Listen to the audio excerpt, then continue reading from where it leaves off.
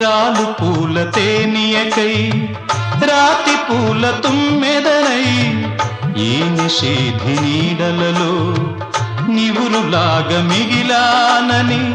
శిథిల జీవినైనానని తొలకరి మెరుపుల లేఖలతో రుధిర బాష్ప జలధారలతో